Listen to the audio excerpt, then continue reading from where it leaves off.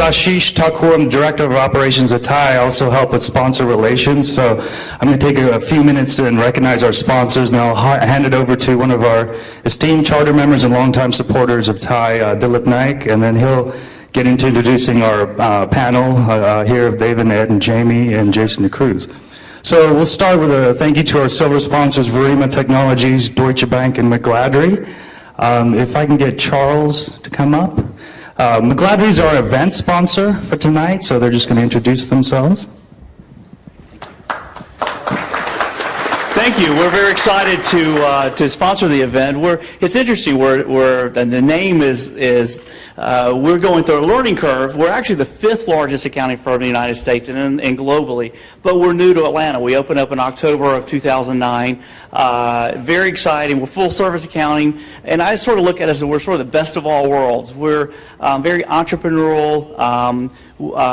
We have sort of the best of all worlds in that we have all the amenities of the Big Four. I came from Deloitte and KPMG, was with Deloitte in Toronto. So we have the amenities from international to your sales planning, your everything from payroll planning, audit services. But at the same time, we're very much an entrepreneurial base, small firm base where we provide this quality service and very look at not necessarily what the rules are all the time, but help you as you go forward in your business. So we're up to 50 now. We're adding about 50 every year, and very excited to be in Atlanta and get going in the market. So thank you again for letting us sponsor.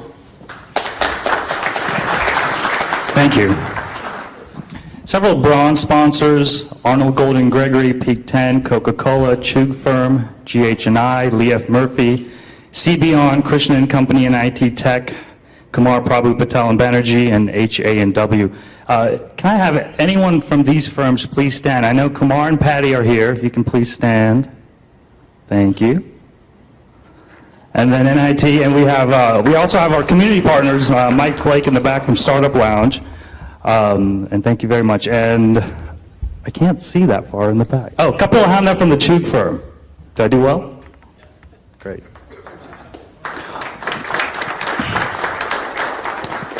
And several of our media sponsors that contribute to all of our events annually as well. So I'll hand it over to Dilip Naik. Hello, my name is Dilip Naik. I'm a charter member.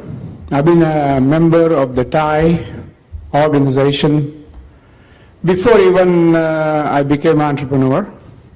I was a technical person working at different companies in town. Bell South was one of the company. So TiE is one of the organizations that I have been affiliated probably the longest.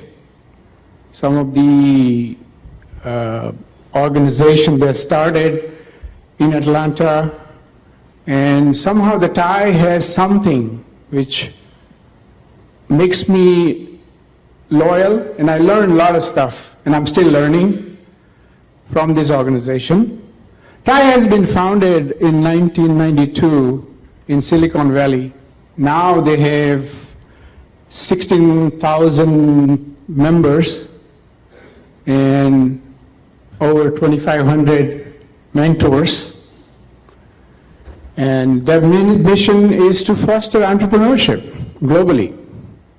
Making the difference in the energy. He's an entrepreneur.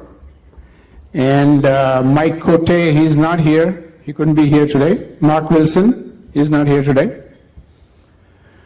So let me just highlight some of the upcoming events. Please mark your calendars. It's available also on the website, so I'm not going to go through each one of them. So please look at the website and mark your calendar, please.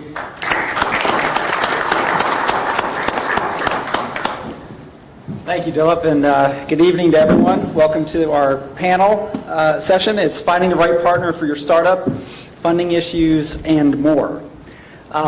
First of all, I think what I'd like to do is ask the panelists to introduce themselves and kind of give a little bit of history of who they are, where they've been, where they're going, as well as where their companies are going. So left there in mid 2008, right before the economy crashed and started my internet company, and great timing.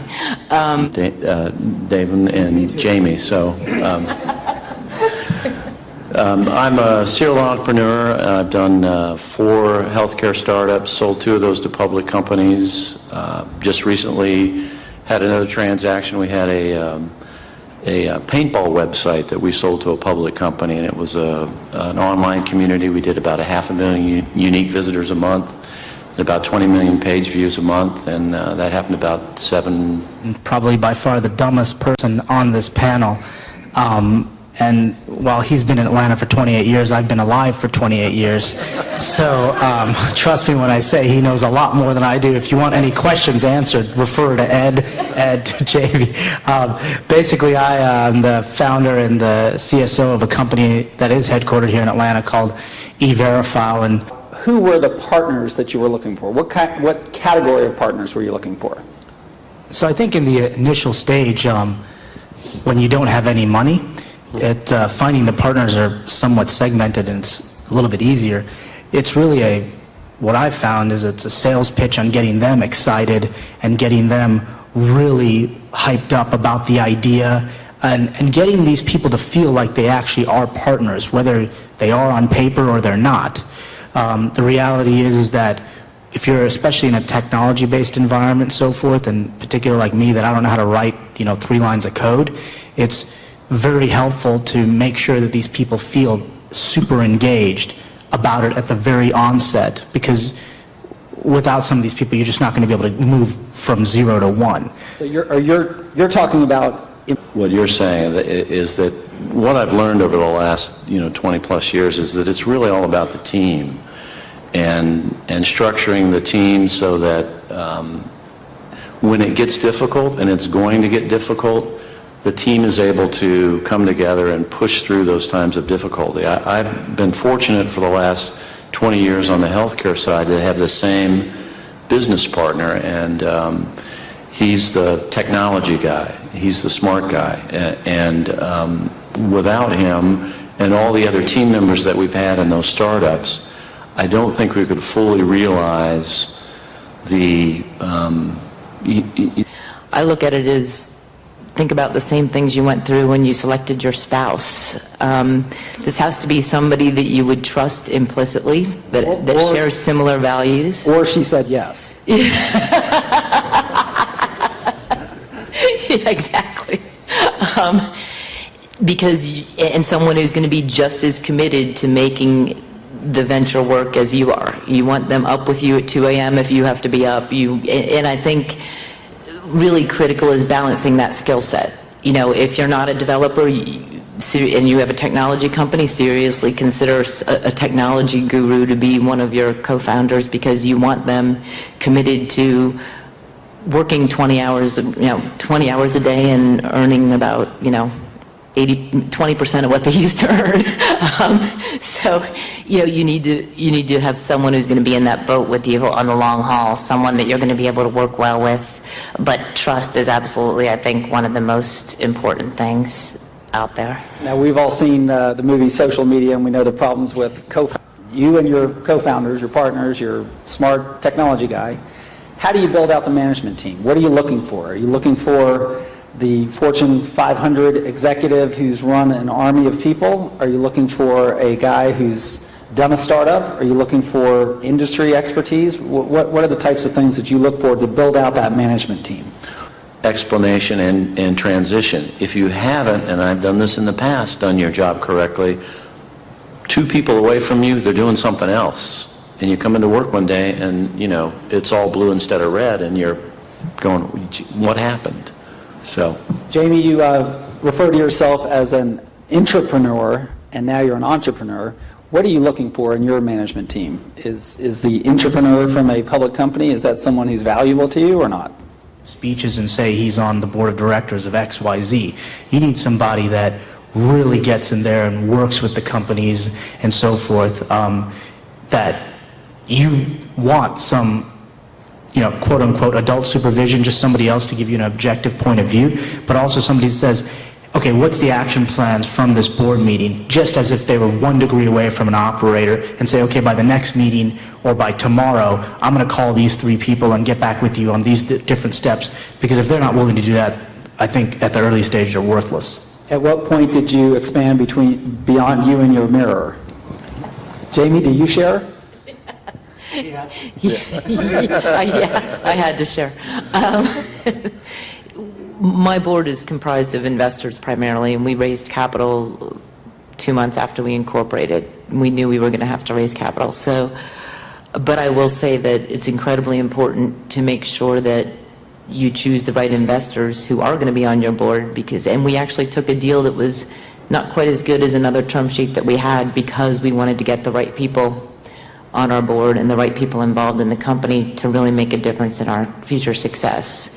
We don't have a formal board of advisors. We do have mentors in the industry. We have industry experts who we've built relationships along the way, who will help us get customers, help us get introductions, but it's not formalized as an advisory board, but there are definitely people that have been helpful to the friends of the company, sometimes we call them, along the way, but it's nothing formal. Someone's developing software for you, you need all of that, and if you do go raise professional funding, they're going to want to see all that anyway, so it's not a waste of time or money.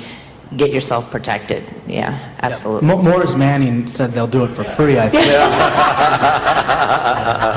Bingo, there you go. Pro bono. Well, on that note, there are plenty of lawyers in the room that you can talk to. I would like to... I'd like to thank all the panelists.